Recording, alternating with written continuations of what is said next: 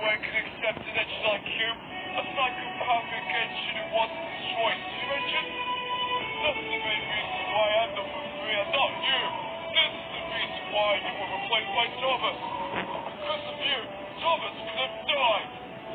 And sure, I may have some symptoms, but I was right to but the fact that Paul mixed me up, and for that reason too, because he knows that I was really useful.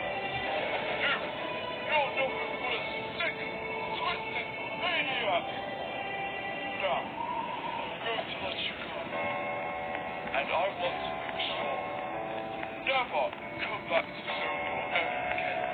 And never try to really be stupid. I will change my mind. Don't make me change my mind.